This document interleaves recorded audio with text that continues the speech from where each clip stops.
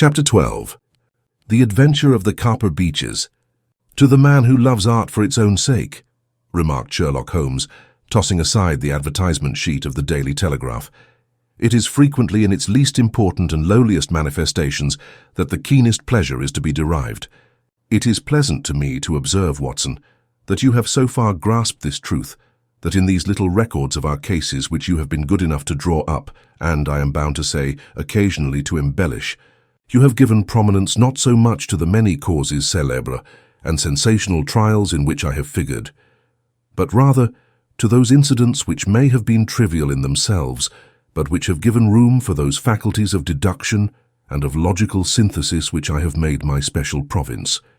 And yet," said I, smiling, "I cannot quite hold myself absolved from the charge of sensationalism which has been urged against my records."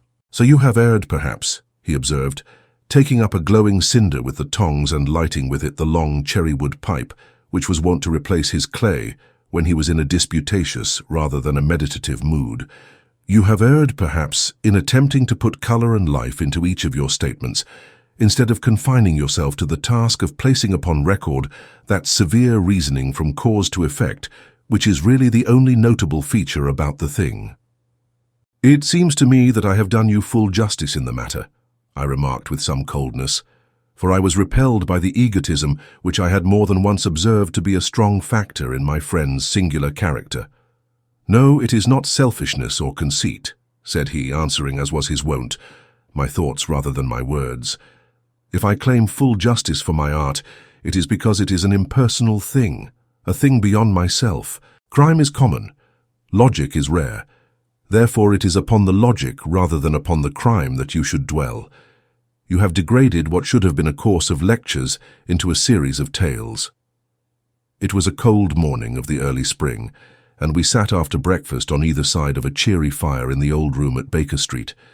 A thick fog rolled down between the lines of dun-coloured houses, and the opposing windows loomed like dark, shapeless blurs through the heavy yellow wreaths. Our gas was lit and shone on the white cloth and glimmer of china and metal, for the table had not been cleared yet.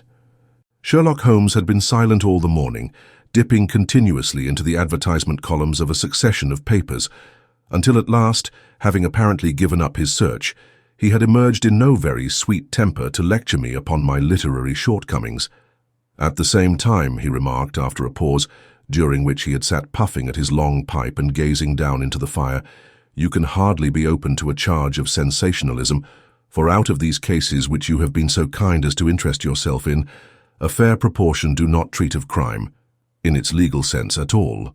The small matter in which I endeavoured to help the King of Bohemia, the singular experience of Miss Mary Sutherland, the problem connected with the man with the twisted lip, and the incident of the noble bachelor, were all matters which are outside the pale of the law. But in avoiding the sensational, I fear that you may have bordered on the trivial." "The end may have been so," I answered, "but the methods I hold to have been novel and of interest. Sure, my dear fellow, what do the public, the great unobservant public who could hardly tell a weaver by his tooth or a compositor by his left thumb, care about the finer shades of analysis and deduction?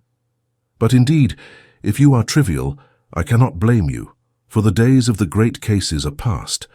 Man, or at least criminal man, has lost all enterprise and originality. As to my own little practice, it seems to be degenerating into an agency for recovering lost lead pencils and giving advice to young ladies from boarding schools. I think that I have touched bottom at last, however. This note I had this morning marks my 0 point, I fancy. Read it." He tossed a crumpled letter across to me. It was dated from Montague Place upon the preceding evening, and ran thus: "Dear Mr. Holmes, I am very anxious to consult you as to whether I should or should not accept a situation which has been offered to me as governess. I shall call at 10:30 tomorrow if I do not inconvenience you. Yours faithfully, Violet Hunter." "Do you know the young lady?" I asked. "Not I." "It is 10:30 now." "Yes, and I have no doubt that is her ring. It may turn out to be of more interest than you think. You remember that the affair of the blue carbuncle, which appeared to be a mere whim at first, developed into a serious investigation. It may be so in this case also." "Well, let us hope so." But our doubts will very soon be solved, for here, unless I am much mistaken, is the person in question." As he spoke, the door opened, and a young lady entered the room. She was plainly but neatly dressed, with a bright, quick face, freckled like a plover's egg, and with the brisk manner of a woman who has had her own way to make in the world. "You will excuse my troubling you, I am sure," said she, as my companion rose to greet her. "But I have had a very strange experience, and as I have no parents or relations of any sort from whom I could ask advice, I thought that perhaps you would be kind enough to tell me what I should do. Pray take a seat, Miss Hunter. I shall be happy to do anything that I can to serve you." I could see that Holmes was favorably impressed by the manner and speech of his new client. He looked her over in his searching fashion, and then composed himself, with his lids drooping and his fingertips together, to listen to her story. "I have been a governess for 5 years," said she, "in the family of Colonel Spence Munro, but 2 months ago the Colonel received an appointment at Halifax in Nova Scotia and took his children over to America with him, so that I found myself without a situation. I advertised, and I answered advertisements, but without success. At last the little money which I had saved began to run short, and I was at my wits' end as to what I should do. There is a well-known agency for governesses in the West End called Westaway's, and there I used to call about once a week in order to see whether anything had turned up which might suit me. Westaway was the name of the founder of the business, but it is really managed by Miss Stoper. She sits in her own little office, and the ladies who are seeking employment wait in an anteroom, and are then shown in one by one, when she consults her ledgers and sees whether she has anything which would suit them. Well, when I called last week I was shown into the little office as usual, but I found that Miss Stoper was not alone. A prodigiously stout man with a very smiling face and a great heavy chin which rolled down in fold upon fold over his throat, sat at her elbow with a pair of glasses on his nose, looking very earnestly at the ladies who entered. As I came in, he gave quite a jump in his chair and turned quickly to Miss Stoper. "That will do," said he. "I could not ask for anything better. Capital, capital." He seemed quite enthusiastic and rubbed his hands together in the most genial fashion. He was such a comfortable-looking man that it was quite a pleasure to look at him. "You are looking for a situation, miss?" he asked. "Yes, sir." "As governess?" "Yes, sir." "And what salary do you ask?" "I had $4 a month in my last place with Colonel Spence Munro." "Oh, tut, tut."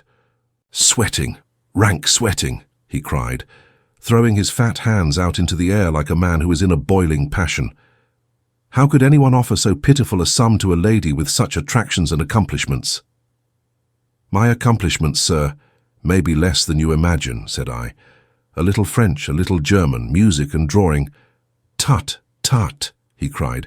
"This is all quite beside the question. The point is, have you or have you not the bearing and deportment of a lady? There it is in a nutshell. If you have not, you are not fitted for the rearing of a child who may some day play a considerable part in the history of the country. But if you have, why then, how could any gentleman ask you to condescend to accept anything under the 3 figures? Your salary with me, madam, would commence at 100 a year. You may imagine, Mr. Holmes, that to me, destitute as I was, such an offer seemed almost too good to be true. The gentleman, however, seeing perhaps the look of incredulity upon my face, opened a pocketbook and took out a note. "It is also my custom," said he, smiling in the most pleasant fashion until his eyes were just 2 little shining slits amid the white creases of his face, "to advance to my young ladies half their salary beforehand, so that they may meet any little expenses of their journey and their wardrobe." It seemed to me that I had never met so fascinating and so thoughtful a man. As I was already in debt to my tradesman, the advance was a great convenience, and yet there was something unnatural about the whole transaction which made me wish to know a little more before I quite committed myself. "May I ask where you live, sir?" said I. "Hampshire, charming rural place. The Copper Beeches, 5 miles on the far side of Winchester. It is the most lovely country, my dear young lady, and the dearest old country house. And my duties, sir, I should be glad to know what they would be." "1 child, 1 dear little romper just 6 years old. Oh, if you could see him killing cockroaches with a slipper. Smack, smack, smack, 3 gone before you could wink." He leaned back in his chair and laughed his eyes into his head again. I was a little startled at the nature of the child's amusement, but the father's laughter made me think that perhaps he was joking. My sole duties, then, I asked, are to take charge of a single child. No, no, not the soul, my dear young lady, he cried. Your duty would be, as I am sure your good sense would suggest, to obey any little commands my wife might give, provided always that they were such commands as a lady might with propriety obey. You see no difficulty, eh? I should be happy to make myself useful. Quite so, in dress now, for example. We are faddy people, you know, faddy but kind-hearted. If you were asked to wear any dress which we might give you, you would not object to our little whim. Huh? No, said I, considerably astonished at his words. Or to sit here or sit there, that would not be offensive to you. Oh, no. Or to cut your hair quite short before you come to us. I could hardly believe my ears. As you may observe, Mr. Holmes, my hair is somewhat luxuriant, and of a rather peculiar tint of chestnut. It has been considered artistic. I could not dream of sacrificing it in this offhand fashion. I am afraid that that is quite impossible, said I. He had been watching me eagerly out of his small eyes, and I could see a shadow pass over his face as I spoke. I am afraid that it is quite essential, said he. It is a little fancy of my wife's, and ladies' fancies, you know, madam. Ladies' fancies must be consulted, and so you won't cut your hair. No, sir, I really could not, I answered firmly. Ah, very well. Then that quite settles the matter. It is a pity, because in other respects you would really have done very nicely. In that case, Miss Stoper, I had best inspect a few more of your young ladies. The manageress had sat all this while busy with her papers without a word to either of us, but she glanced at me now with so much annoyance upon her face that I could not help suspecting that she had lost a handsome commission through my refusal. Do you desire your name to be kept upon the books? She asked. If you please, Miss Stoper. Well, really, it seems rather useless since you refuse the most excellent offers in this fashion, said she sharply. You can hardly expect us to exert ourselves to find another such opening for you. Good day to you, Miss Hunter. She struck a gong upon the table, and I was shown out by the page. Well, Mr. Holmes, when I got back to my lodgings and found little enough in the cupboard and 2 or 3 bills upon the table, I began to ask myself whether I had not done a very foolish thing. After all, if these people had strange fads and expected obedience on the most extraordinary matters, they were at least ready to pay for their eccentricity. Very few governesses in England are getting $100 a year. Besides, what use was my hair to me? Many people are improved by wearing it short, and perhaps I should be among the number. Next day I was inclined to think that I had made a mistake, and by the day after I was sure of it. I had almost overcome my pride so far as to go back to the agency and inquire whether the place was still open when I received this letter from the gentleman himself. I have it here, and I will read it to you. The Copper Beeches near Winchester. Dear Miss Hunter, Miss Stoper has very kindly given me your address, and I write from here to ask you whether you have reconsidered your decision. My wife is very anxious that you should come, for she has been much attracted by my description of you. We are willing to give $30 a quarter, or $120 a year, so as to recompense you for any little inconvenience which our fads may cause you. They are not very exacting after all. My wife is fond of a particular shade of electric blue and would like you to wear such a dress indoors in the morning. You need not, however, go to the expense of purchasing one, as we have one belonging to my dear daughter Alice, now in Philadelphia, which would, I should think, fit you very well. Then, as to sitting here or there, or amusing yourself in any manner indicated, that need cause you no inconvenience. As regards your hair, it is no doubt a pity, especially as I could not help remarking its beauty during our short interview. But I am afraid that I must remain firm upon this point, and I only hope that the increased salary may recompense you for the loss. Your duties, as far as the child is concerned, are very light. Now do try to come, and I shall meet you with the dog-cart at Winchester. Let me know your train. Yours, faithfully, Jeffro Rucastle. That is the letter which I have just received, Mr. Holmes, and my mind is made up that I will accept it. I thought, however, that before taking the final step, I should like to submit the whole matter to your consideration. Well, Miss Hunter, if your mind is made up, that settles the question, said Holmes, smiling. But you would not advise me to refuse? I confess that it is not the situation which I should like to see a sister of mine apply for. What is the meaning of it all, Mr. Holmes? Ah, I have no data. I cannot tell. Perhaps you have yourself formed some opinion. Well, there seems to me to be only one possible solution.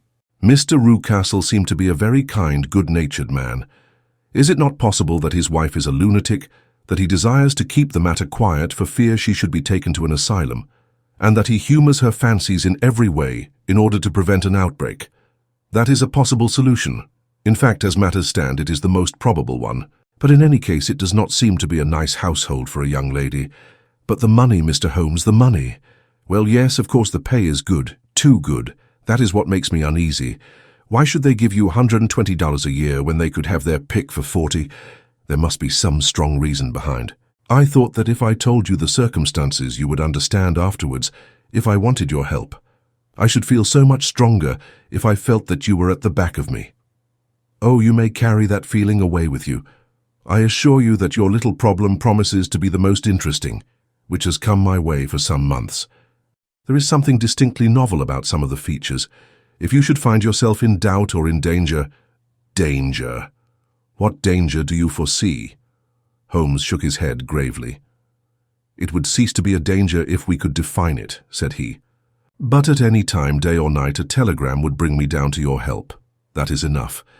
She rose briskly from her chair with the anxiety all swept from her face. I shall go down to Hampshire quite easy in my mind now.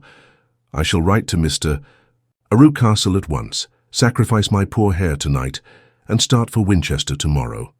With a few grateful words to Holmes, she bade us both good night and bustled off upon her way. At least, said I as we heard her quick, firm steps descending the stairs, she seems to be a young lady who is very well able to take care of herself.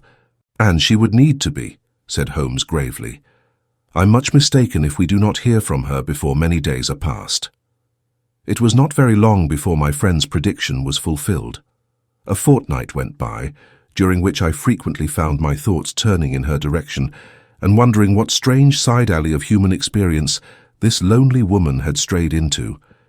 The unusual salary, the curious conditions, the light duties, all pointed to something abnormal, though whether a fad or a plot, or whether the man were a philanthropist or a villain, it was quite beyond my powers to determine.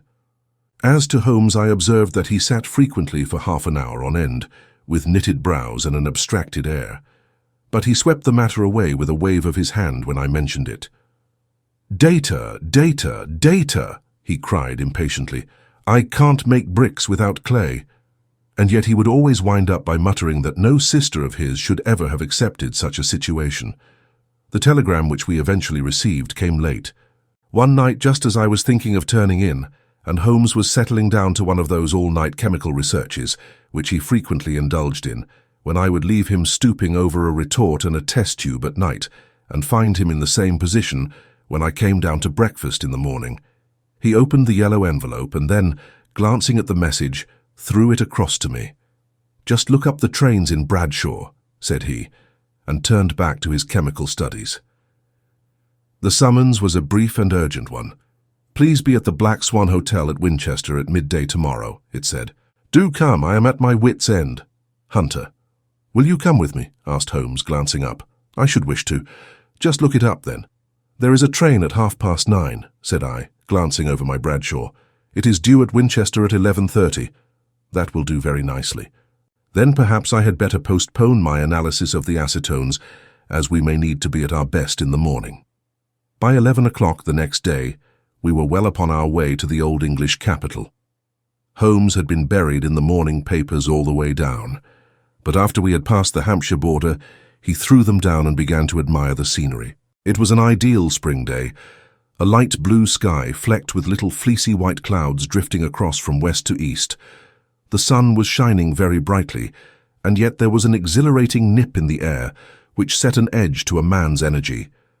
All over the countryside, away to the rolling hills around Aldershot, the little red and grey roofs of the farm steadings peeped out from amid the light green of the new foliage. "Are they not fresh and beautiful?" I cried with all the enthusiasm of a man fresh from the fogs of Baker Street, but Holmes shook his head gravely. "Do you know, Watson," said he, "that it is one of the curses of a mind with a turn like mine that I must look at everything with reference to my own special subject. You look at these scattered houses, and you are impressed by their beauty. I look at them, and the only thought which comes to me is a feeling of their isolation and of the impunity with which crime may be committed there. Good heavens, I cried. Who would associate crime with these dear old homesteads? They always fill me with a certain horror. It is my belief, Watson, founded upon my experience, that the lowest and vilest alleys in London do not present a more dreadful record of sin than does the smiling and beautiful countryside. You horrify me. But the reason is very obvious. The pressure of public opinion can do in the town what the law cannot accomplish. There is no lane so vile that the scream of a tortured child or the thud of a drunkard's blow does not beget sympathy and indignation among the neighbours. And then the whole machinery of justice is ever so close that a word of complaint can set it going, and there is but a step between the crime and the dock. But look at these lonely houses, each in its own fields, filled for the most part with poor ignorant folk who know little of the law. Think of the deeds of hellish cruelty, the hidden wickedness which may go on year in, year out in such places, and none the wiser. Had this lady who appeals to us for help gone to live in Winchester, I should never have had a fear for her. It is the 5 miles of country which makes the danger. Still, it is clear that she is not personally threatened. No, if she can come to Winchester to meet us, she can get away. Quite so. She has her freedom. What can be the matter, then? Can you suggest no explanation? I have devised 7 separate explanations, each of which would cover the facts as far as we know them. But which of these is correct can only be determined by the fresh information which we shall no doubt find waiting for us. Well, there is the tower of the cathedral, and we shall soon learn all that Miss Hunter has to tell. The Black Swan is an inn of repute in the High Street, at no distance from the station, and there we found the young lady waiting for us. She had engaged a sitting room, and our lunch awaited us upon the table. "I am so delighted that you have come," she said earnestly. "It is so very kind of you both, but indeed I do not know what I should do. Your advice will be altogether invaluable to me. Pray tell us what has happened to you. I will do so, and I must be quick, for I have promised Mr. Rucastle to be back before 3. I got his leave to come into town this morning, though he little knew for what purpose. Let us have everything in its due order." Holmes thrust his long thin legs out towards the fire and composed himself to listen. In the first place, I may say that I have met, on the whole, with no actual ill treatment from Mr. and Mrs. Rucastle. It is only fair to them to say that. But I cannot understand them, and I am not easy in my mind about them. What can you not understand? Their reasons for their conduct, but you shall have it all just as it occurred. When I came down, Mr. Rucastle met me here and drove me in his dog-cart to the Copper Beeches. It is, as he said, beautifully situated, but it is not beautiful in itself, for it is a large square block of a house, whitewashed, but all stained and streaked with damp and bad weather. There are grounds round it, woods on 3 sides, and on the 4th a field which slopes down to the Southampton high road, which curves past about 100 yards from the front door. This ground in front belongs to the house, but the woods all round are part of Lord Southerton's preserves. A clump of copper beeches immediately in front of the hall door has given its name to the place. I was driven over by my employer, who was as amiable as ever, and was introduced by him that evening to his wife and the child. There was no truth, Mr. Holmes, in the conjecture which seemed to us to be probable in your rooms at Baker Street. Mrs. Rucastle is not mad. I found her to be a silent, pale-faced woman, much younger than her husband, not more than 30, I should think, while he can hardly be less than 45. From their conversation I have gathered that they have been married about 7 years, that he was a widower, and that his only child by the first wife was the daughter who has gone to Philadelphia. Mr. Rucastle told me in private that the reason why she had left them was that she had an unreasoning aversion to her stepmother. As the daughter could not have been less than 20, I can quite imagine that her position must have been uncomfortable with her father's young wife. Mrs. Rucastle seemed to me to be colourless in mind as well as in feature. She impressed me neither favourably nor the reverse. She was a nonentity. It was easy to see that she was passionately devoted both to her husband and to her little son. Her light grey eyes wandered continually from one to the other, noting every little want and forestalling it if possible. He was kind to her also in his bluff, boisterous fashion, and on the whole they seemed to be a happy couple. And yet she had some secret sorrow, this woman. She would often be lost in deep thought with the saddest look upon her face. More than once I have surprised her in tears. I have thought sometimes that it was the disposition of her child which weighed upon her mind, for I have never met so utterly spoiled and so ill-natured a little creature. He is small for his age, with a head which is quite disproportionately large.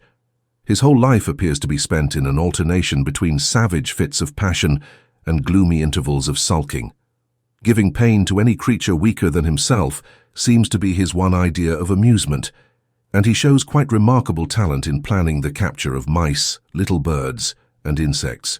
But I would rather not talk about the creature, Mr. Holmes, and indeed he has little to do with my story. I am glad of all details, remarked my friend, whether they seem to you to be relevant or not. I shall try not to miss anything of importance. The one unpleasant thing about the house which struck me at once was the appearance and conduct of the servants. There are only two, a man and his wife. Toller, for that is his name, is a rough, uncouth man with grizzled hair and whiskers, and a perpetual smell of drink. Twice since I have been with them, he has been quite drunk, and yet Mr. Rucastle seemed to take no notice of it. His wife is a very tall and strong woman with a sour face, as silent as Mrs. Rucastle, and much less amiable. They are a most unpleasant couple, but fortunately I spend most of my time in the nursery and my own room, which are next to each other in one corner of the building. For 2 days after my arrival at the Copper Beeches, my life was very quiet. On the third, Mrs. Rucastle came down just after breakfast and whispered something to her husband. "Oh yes," said he, turning to me, "we are very much obliged to you, Miss Hunter, for falling in with our whims so far as to cut your hair. I assure you that it has not detracted in the tiniest iota from your appearance. We shall now see how the electric blue dress will become you. You will find it laid out upon the bed in your room, and if you would be so good as to put it on, we should both be extremely obliged." The dress which I found waiting for me was of a peculiar shade of blue. It was of excellent material, a sort of beige, but it bore unmistakable signs of having been worn before. It could not have been a better fit if I had been measured for it. Both Mr. and Mrs. Rucastle expressed a delight at the look of it, which seemed quite exaggerated in its vehemence. They were waiting for me in the drawing-room, which is a very large room, stretching along the entire front of the house, with 3 long windows reaching down to the floor. A chair had been placed close to the central window with its back turned towards it. In this I was asked to sit, and then Mr. Rucastle, walking up and down on the other side of the room, began to tell me a series of the funniest stories that I have ever listened to. You cannot imagine how comical he was, and I laughed until I was quite weary. Mrs. Rucastle, however, who has evidently no sense of humour, never so much as smiled, but sat with her hands in her lap and a sad, anxious look upon her face.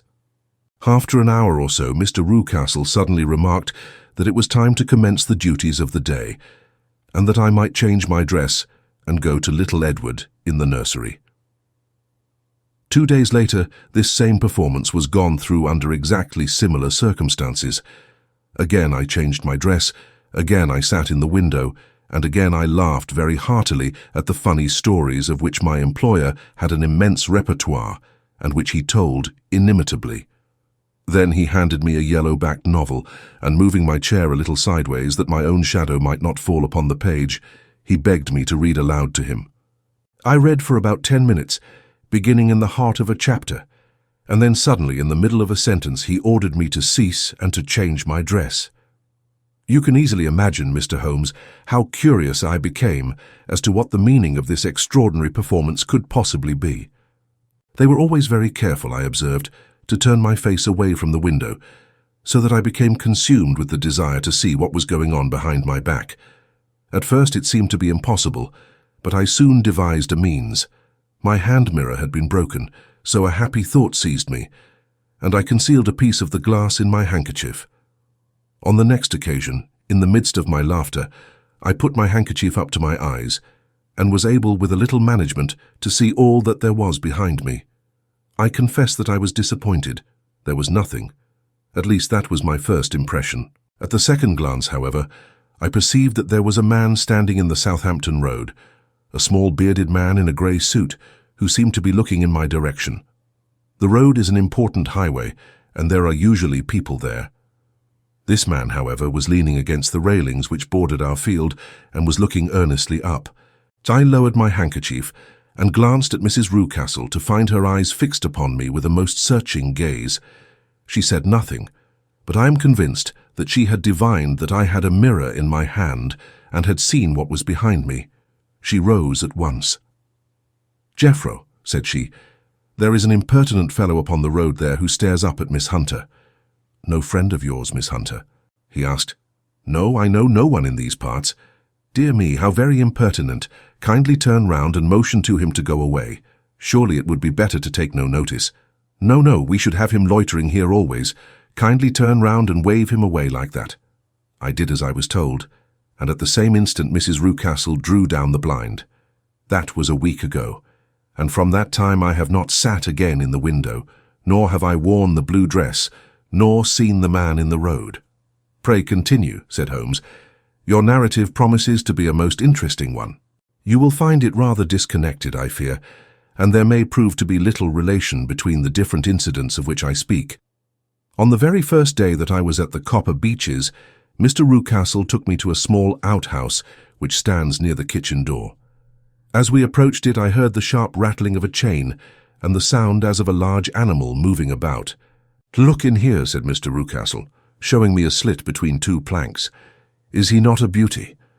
I looked through and was conscious of two glowing eyes and of a vague figure huddled up in the darkness. "Don't be frightened," said my employer, laughing at the start which I had given. "It's only Carlo, my mastiff.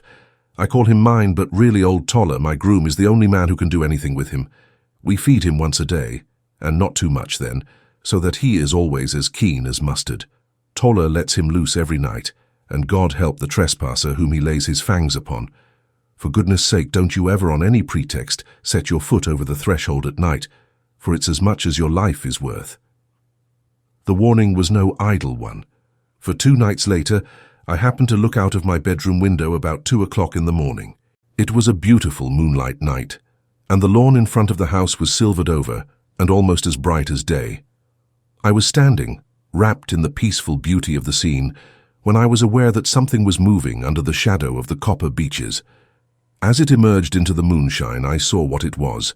It was a giant dog, as large as a calf, tawny tinted, with hanging jowl, black muzzle, and huge projecting bones. It walked slowly across the lawn and vanished into the shadow upon the other side.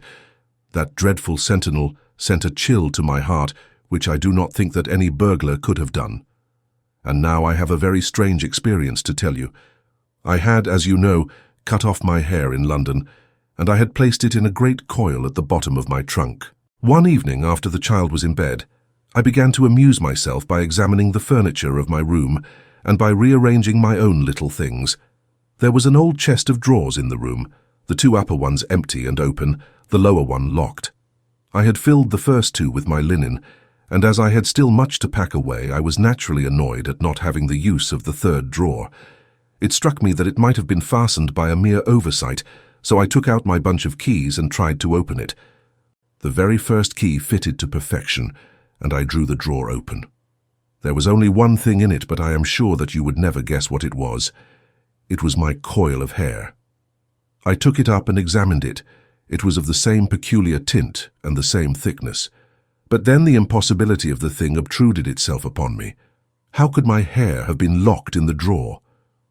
With trembling hands I undid my trunk, turned out the contents, and drew from the bottom my own hair. I laid the 2 tresses together, and I assure you that they were identical. Was it not extraordinary? Puzzle as I would, I could make nothing at all of what it meant. I returned the strange hair to the drawer, and I said nothing of the matter to the Rucastles, as I felt that I had put myself in the wrong by opening a drawer which they had locked. I am naturally observant, as you may have remarked, Mr. Holmes, and I soon had a pretty good plan of the whole house in my head. There was one wing, however, which appeared not to be inhabited at all. A door which faced that which led into the quarters of the Tollers opened into this suite, but it was invariably locked. One day, however, as I ascended the stair, I met Mr. Rucastle coming out through this door, his keys in his hand, and a look on his face which made him a very different person to the round, jovial man to whom I was accustomed. His cheeks were red, his brow was all crinkled with anger, and the veins stood out at his temples with passion. He locked the door and hurried past me without a word or a look. This aroused my curiosity, so when I went out for a walk in the grounds with my charge, I strolled round to the side from which I could see the windows of this part of the house.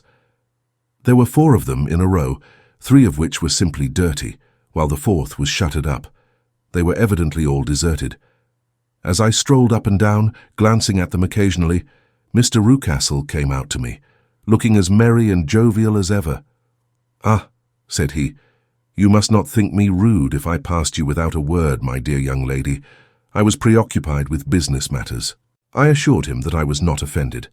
"By the way," said I, "you seem to have quite a suite of spare rooms up there, and one of them has the shutters up."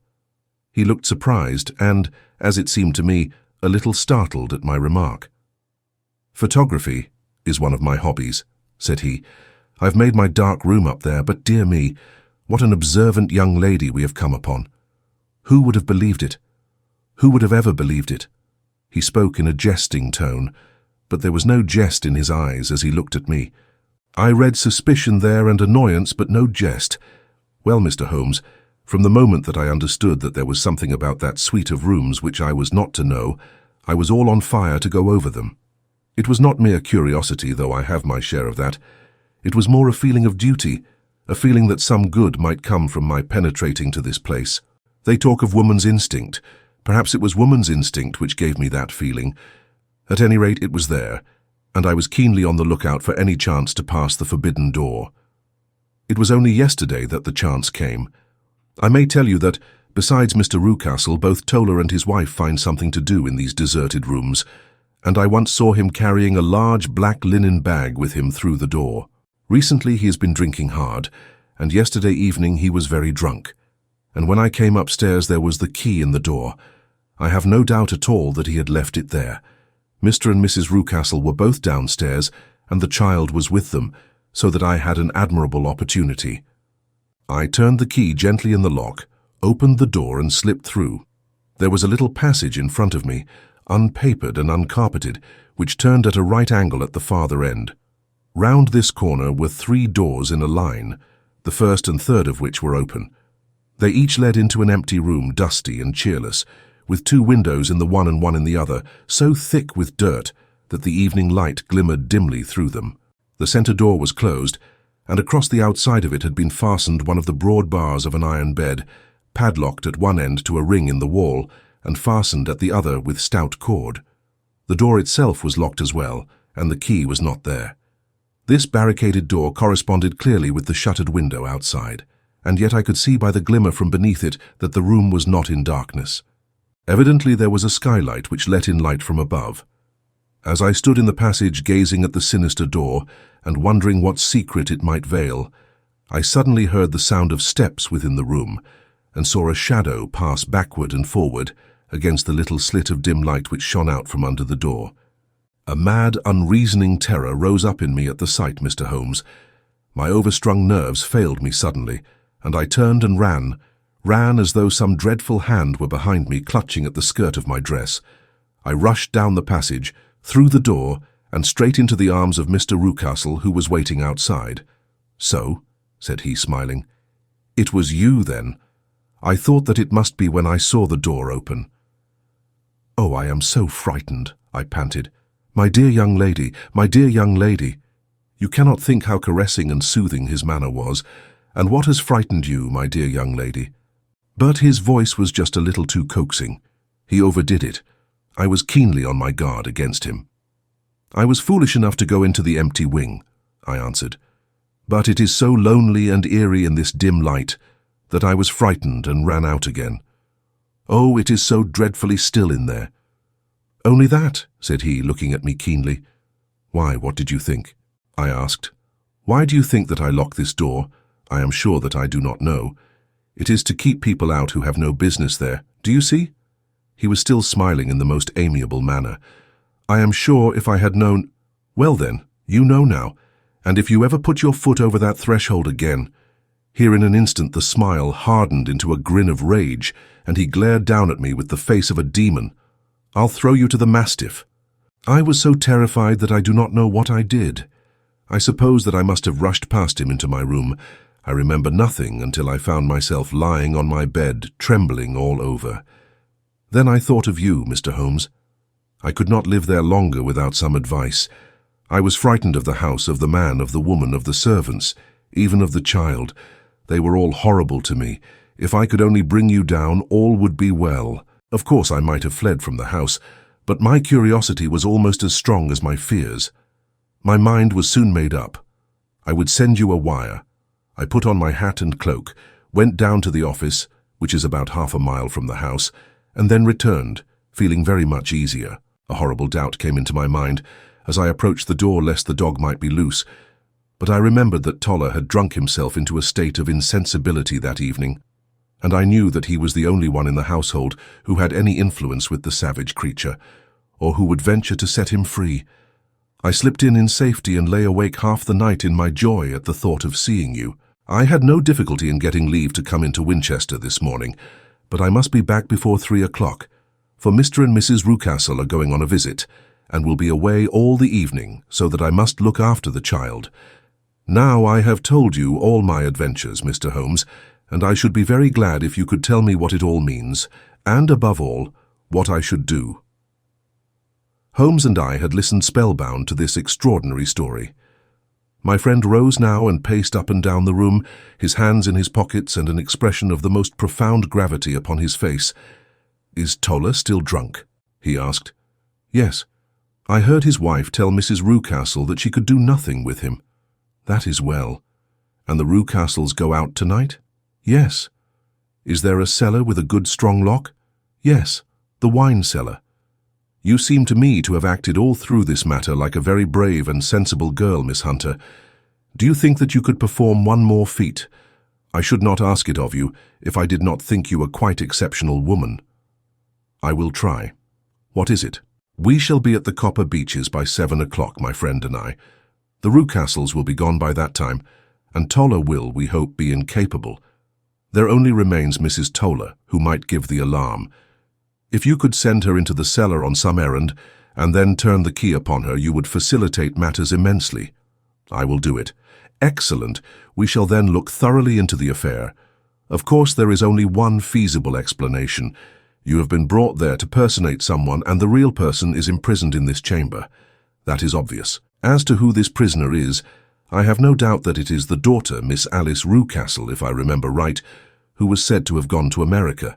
You were chosen, doubtless, as resembling her in height, figure, and the colour of your hair. Hers had been cut off, very possibly in some illness through which she has passed, and so, of course, yours had to be sacrificed also. By a curious chance you came upon her tresses. The man in the road was undoubtedly some friend of hers, possibly her fiancé, and no doubt, as you wore the girl's dress and were so like her, he was convinced from your laughter whenever he saw you, and afterwards from your gesture, that Miss Rucastle was perfectly happy and that she no longer desired his attentions. The dog is let loose at night to prevent him from endeavouring to communicate with her. So much is fairly clear. The most serious point in the case is the disposition of the child." "What on earth has that to do with it?" I ejaculated. "My dear Watson, you as a medical man are continually gaining light as to the tendencies of a child by the study of the parents. Don't you see that the converse is equally valid? I have frequently gained my first real insight into the character of parents by studying their children. This child's disposition is abnormally cruel, merely for cruelty's sake, and whether he derives this from his smiling father, as I should suspect, or from his mother, it bodes evil for the poor girl who is in their power." "I am sure that you are right, Mr. Holmes," cried our client. "1,000 things come back to me which make me certain that you have hit it. Oh, let us lose not an instant in bringing help to this poor creature. We must be circumspect, for we are dealing with a very cunning man. We can do nothing until 7 o'clock. At that hour we shall be with you, and it will not be long before we solve the mystery." We were as good as our word, for it was just 7 when we reached the Copper Beeches, having put up our trap at a wayside public house. The group of trees, with their dark leaves shining like burnished metal in the light of the setting sun, were sufficient to mark the house, even had Miss Hunter not been standing smiling on the doorstep. "Have you managed it?"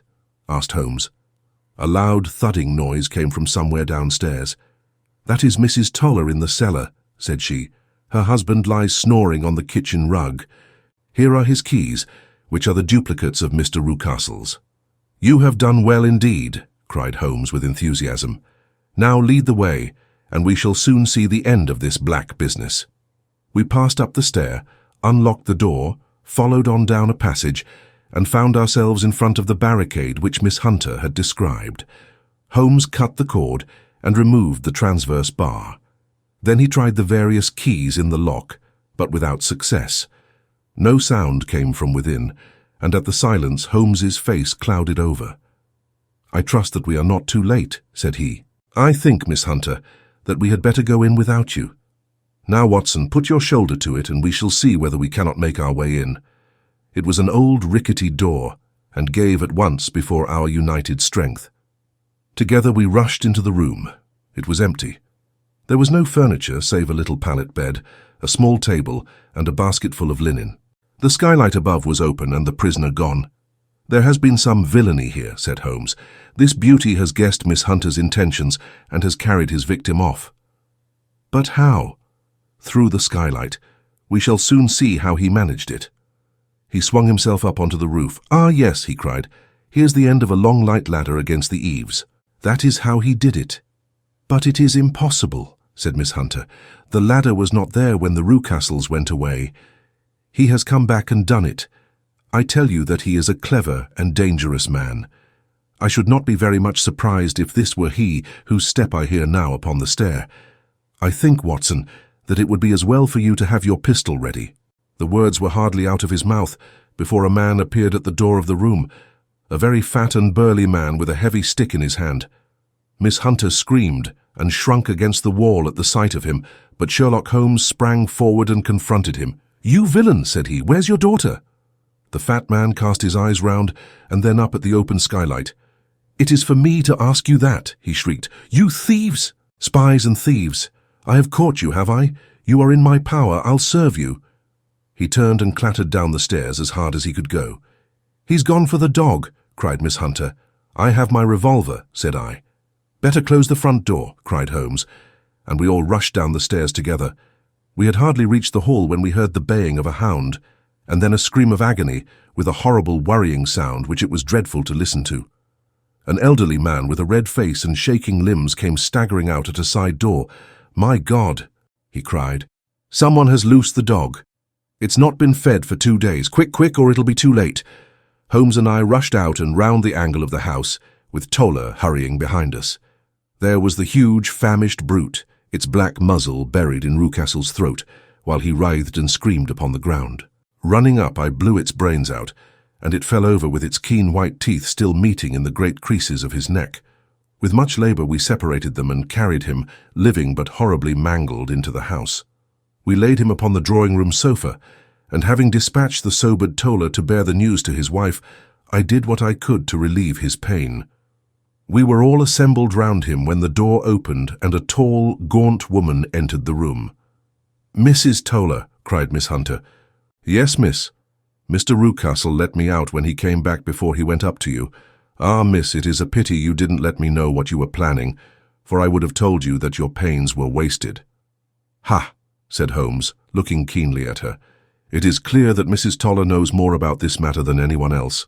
"Yes, sir, I do, and I am ready enough to tell what I know." "Then pray sit down and let us hear it, for there are several points on which I must confess that I am still in the dark." "I will soon make it clear to you," said she, "and I'd have done so before now if I could have got out from the cellar. If there's police court business over this, you'll remember that I was the one that stood your friend, and that I was Miss Alice's friend too. She was never happy at home. Miss Alice wasn't, from the time that her father married again. She was slighted like and had no say in anything, but it never really became bad for her until after she met Mr. Fowler at a friend's house. As well as I could learn, Miss Alice had rights of her own by will, but she was so quiet and patient, she was, that she never said a word about them but just left everything in Mr. Rucastle's hands. He knew he was safe with her, But when there was a chance of a husband coming forward who would ask for all that the law would give him, then her father thought it time to put a stop on it. He wanted her to sign a paper, so that whether she married or not, he could use her money. When she wouldn't do it, he kept on worrying her until she got brain fever and for 6 weeks was at death's door. Then she got better at last, all worn to a shadow and with her beautiful hair cut off. But that didn't make no change in her young man, and he stuck to her, as true as man could be. "Aye, Tim," said Holmes, "I think that what you have been good enough to tell us makes the matter fairly clear, and that I can deduce all that remains. Mr. Rucastle, then, I presume, took to this system of imprisonment." "Yes, sir." "And brought Miss Hunter down from London in order to get rid of the disagreeable persistence of Mr. Fowler." "That was it, sir. But Mr. Fowler, being a persevering man, as a good seaman should be, blockaded the house, and having met you, succeeded by certain arguments, metallic or otherwise, in convincing you that your interests were the same as his. Mr. Fowler was a very kind-spoken, free-handed gentleman," said Mrs. Toller serenely, "and in this way he managed that your good man should have no want of drink, and that a ladder should be ready at the moment when your master had gone out. You have it, sir, just as it happened." "I am sure we owe you an apology, Mrs. Toller," said Holmes, "for you have certainly cleared up everything which puzzled us. And here comes the country surgeon and Mrs. Rucastle, so I think, Watson, that we had best escort Miss Hunter back to Winchester, as it seems to me that our locus standi now is rather a questionable one." And thus was solved the mystery of the sinister house with the Copper Beeches in front of the door. Mr. Rucastle survived, but was always a broken man, kept alive solely through the care of his devoted wife. They still live with their old servants, who probably know so much of Rucastle's past life that he finds it difficult to part from them. Mr. Fowler and Miss Rucastle were married, by special license, in Southampton the day after their flight, and he is now the holder of a government appointment in the island of Mauritius. As to Miss Violet Hunter, my friend Holmes, rather to my disappointment, manifested no further interest in her when once she had ceased to be the centre of one of his problems, and she is now the head of a private school at Walsall, where I believe that she has met with considerable success.